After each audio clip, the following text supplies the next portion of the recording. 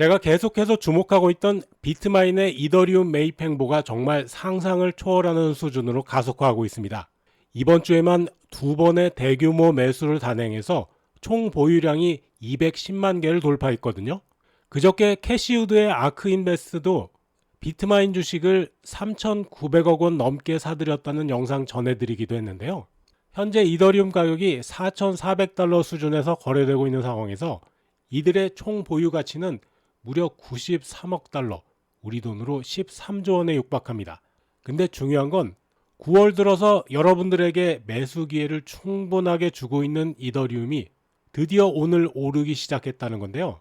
오늘 밤 미국 소비자 물가지수 발표가 있잖아요. 이거 전후로 어떤 일이 벌어질지도 중요한 변수가 될 겁니다. 자, 이더리움의 미래는 어떻게 될까요? 이번 영상 아주 중요합니다. 오늘도 구독과 좋아요 기분 좋게 한 번씩 눌러주시면 저도 더 힘내서 좋은 영상으로 보답하겠습니다. 더 주목할 점은 비트마인이 구축하고 있는 압도적인 시장 지배력입니다. 2위 업체인 샤프링크 게이밍이 83만 7천 개를 보유하고 있는데 비트마인은 이미 210만 개를 넘어섰거든요. 2위와 비교해도 2.5배가 넘는 격차죠. 이런 식의 독점적인 지위는 단순히 많이 가지고 있다는 의미를 넘어서 향후 이더리움 생태계에서 비트마인이 갖게 될 영향력과 발언권이 얼마나 지대할 것인지 가늠하기조차 어렵게 만드는데요. 실제로 이들의 매수 행보만으로도 이더리움 가격이 2% 상승하는 모습을 보면 이미 시장 움직임을 좌우할 수 있는 수준에 도달했다고 봅니다. 가장 흥미로운 건 비트마인뿐만 아니라 이더리움과 직접적인 연관이 없던 다른 트레저리 기업들까지도 이더리움 매수에 나서고 있다는 점인데요. 이건 곧 기관 투자자들 사이에서 이더리움에 대한 인식이 완전히 바뀌고 있음을 잘 보여줍니다. 비트마인의 이런 적극적인 움직임이 다른 기업들에게는 일종의 신호탄 역할을 하고 있는, 제가 최근 이더리움 차트를 보면서 가장 주목했던 부분은 바로 600만 원대에서 확인된 강력한 지지력입니다. 현재 이더리움이 9월 들어 ETF 매도 공세에 시달렸음에도 불구하고 핵심 지지선이 무너지지 않았거든요.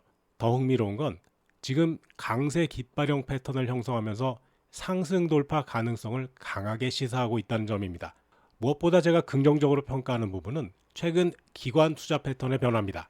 9월 9일과 10일 이틀 연속으로 이더리움 ETF에 총 2억 달러가 넘게 유입되면서 순매수 전환 기조가 뚜렷하게 나타나고 있거든요. 이건 9월 초 매도 공세가 일시적이었음을 보여주는 강력한 증거죠. 특히 거래소 이더리움 보유량이 3년 최저치를 기록하고 있고요. 대형 투자자들의 보유량이 1920만 이더로 사상 최고치를 달성한 상황에서 공급 부족 현상이 가격 상승 압력으로 작용하고 있습니다. 이런 온체인 지표들을 종합해보면 기관들이 단기 변동성에도 불구하고 장기적으로는 이더리움에 대한 확신을 키워가고 있다고 봅니다. 이제 오늘 밤 CPI 발표가 이더리움에게는 7, 8월 상승세를 되찾을 수 있는 절호의 기회가 될 것으로 예상합니다. 시장에서는 연간 인플레이션을 2.9%로 예상하고 있는데 만약 이 수치 이하로 나온다면 연준의 금리 인하 기대감이 급격히 올라가면서 이더리움이 4,600에서 4,800달러 구간을 다시 한번 확인할 가능성이 높습니다. 특히 현재 옵션 데이터상에 25 델타 리스크 리버설이 음수를 기록하고 있는데요. 이건 기관들이 하락 보호에 치중되어 있단 말이고요. 오히려 상승할 때 더 큰 반등 에너지로 작용할 수 있다는 말이나 다름없죠. 비트마인의 지속적인 매입과 ETF 자금 유입 재개 그리고 공급 부족까지 맞물린다면 5,000달러 돌파 충분히 가능할 것 같습니다. 방금 말씀드린 델타 리스크 리버설이란 용어를 조금 더 설명드리면요. 이게 음수를 기록하고 있다는 건 기관 투자자들이 현재 이더리움에 대해서 오를 것 같긴 한데 혹시 모르니까 떨어질 때 대비해서 보험을 조금 더 들어두자라는 심리 상태에 있다는 뜻입니다. 쉽게 말해서 같은 기간 동안 유효한 상승 베팅보다 하락 보호 비용이 더 비싸다는 겁니다. 25 델타라는 건 해당 옵션이 실제로 돈을 벌 확률이 약 25% 정도인 상당히 멀리 떨어진 가격에 걸어놓은 베팅인데요. 기관들이 이런 극단적인 하락 시나리오까지 대비하고 있다는 뜻이죠. 그렇다고 해서 너무 걱정할 필요는 없는 게요. 제가 어젯밤 PPI 발표할 때와 지금을 비교해 보니까 옵션 시장의 분위기가 확연히 달라졌습니다. 어젯밤 PPI 발표할 당시에는 25 델타 리스크 리버설이 무려 7%까지 치솟으면서 기관들이 패닉에 가까운 해칭 수요를 보였거든요. 첫 번째 인플레이션 지표라는 부담감 때문에 방향 불확실성이 극대화되면서 최악의 시나리오까지 대비하는 모습이었습니다. 그런데 지금 두 번째 인플레이션 지표인 CPI 발표를 앞둔 상황을 보면 약 마이너스 3% 내외로 상당히 완화된 상태입니다. 여전히 음수이긴 하지만 기관들이 어저께 PPI 쇼크를 어느 정도 소화하고 나서 시장에 적응했다는 신호로 해석됩니다. 자, 이런 변화가 제가 오늘 밤 CPI 발표를 더욱 긍정적으로 보는 핵심 이유입니다.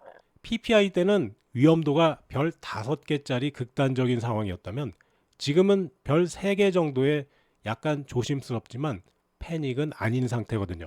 이건 CPI가 예상치에 부합하거나 그 이하로 나올 경우 상승 반응이 훨씬 강하게 나타날 가능성이 높다는 의미고요.